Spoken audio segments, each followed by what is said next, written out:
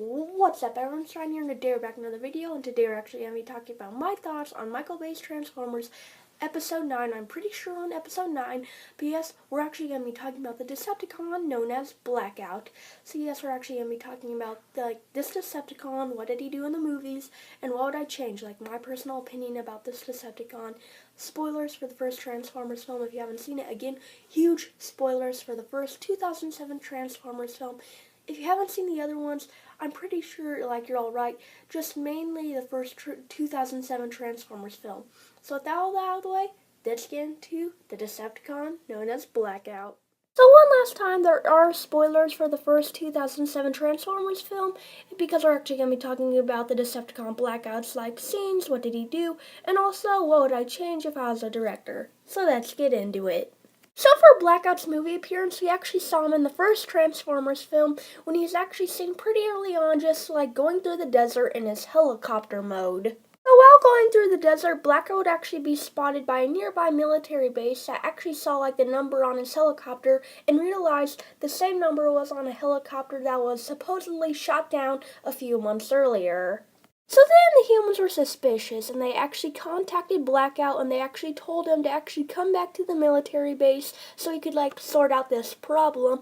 But after landing, Blackout was surrounded by humans, so he actually transformed because he really didn't need to hide anymore, and he actually started attacking. Blackout would then actually send out one of his powers, because it seems like every Transformer actually has some sort of power unique to them. And Blackout actually used his, which was a shockwave attack that literally sent everything around him flying. So after sending out his shockwave attack, Blackout would actually move on to this little intel building where he'd rip off the roof and actually put his hand on this little generator, which was holding intel, and he actually tried to find out where they were actually holding Project Iceman, aka where was Megatron, because the Decepticons were trying to find their leader and the Allspark.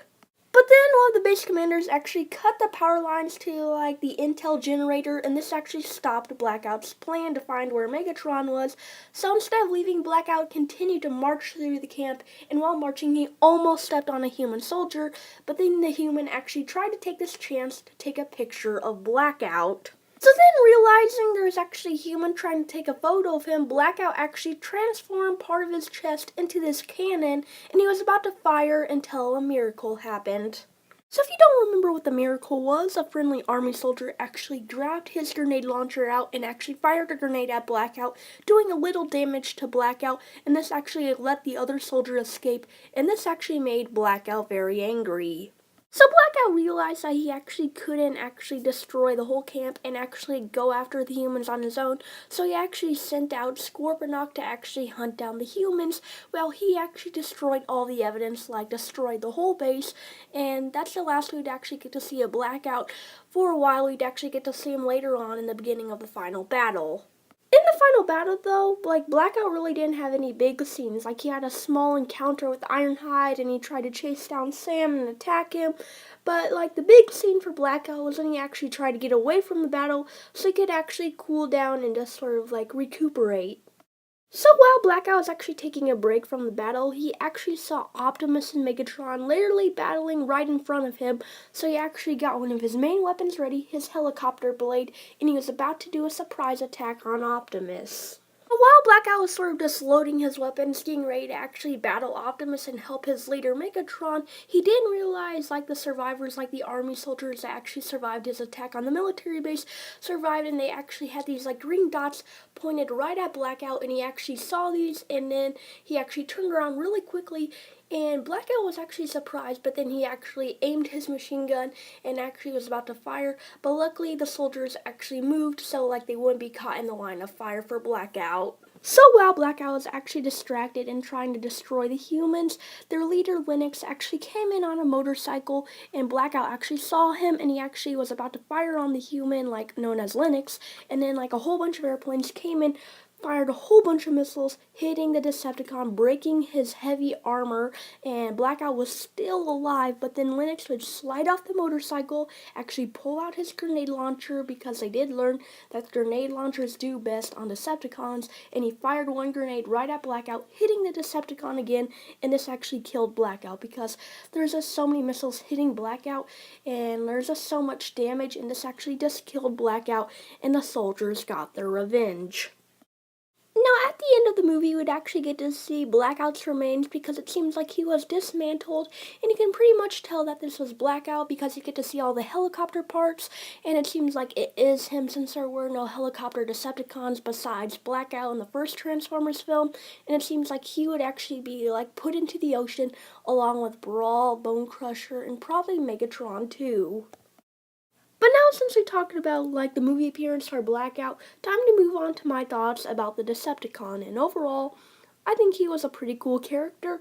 I really liked his design because it was unique to him, because it seems like Brawl, Bone Crusher, Starscream, Megatron, Barricade, they all had their designs, but this seemed like really cool for Blackout because like it was unique to him. Like he was the only, like, besides Starscream, he was the only one who could actually fly. He was the only helicopter Decepticon, and it seems like he had a really cool design. And I just really like that because it seems like since they all had different vehicle modes, they would all have different designs, and I really like that idea for Michael Bay. But yes, I really do think like this design for Blackout right off the bat was really cool. And I have to say my favorite scene was when he attacked that military base because you got to see Blackout shine. He was like one of the first, if not like the very first Transformers we got to see in like the Michael Bay film. So yes, it was like a really cool scene to actually get them to see like attack this military base, get a few minutes of him like on screen time and like showing off some of his abilities like the shockwave attack and stuff.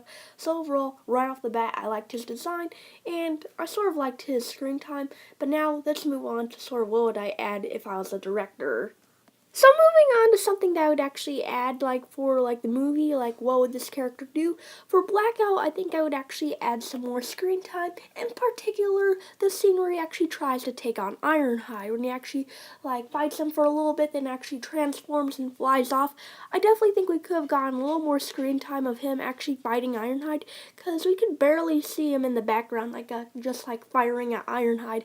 And I definitely think it would have been cool for them, because they're really big, and like Brawl and Ironhide, he's one of the toughest Decepticons, and again, if we didn't get to see like Brawl fight Ironhide and Brawl didn't fight Ironhide, I think it would have been Blackout, because if Brawl didn't fight him, I think Blackout was already fighting Ironhide, and I think it would have been really cool if like Ironhide tried to stop like Blackout from getting away, like made him transform again, and then they would actually have like a close-up battle between the two, so then we could actually get to see a little bit more power and screen time for Blackout. So just right off the bat, I'd like to see a little bit more screen time for Blackout. Alrighty guys, that's the end of it for today. Hope you enjoyed. If you did, leaving a like would be greatly appreciated. And yes, that's the end of Blackout. I hope you enjoyed like some things I would have added. I'm sure I could think of other things, but really it's just a review of the character, what I thought about it. And overall, I really did like this character, Blackout, because he was really cool and stuff. So yes, I really did like the character, and I probably will be doing an Autobot next for my thoughts on Michael Bay's Transformers.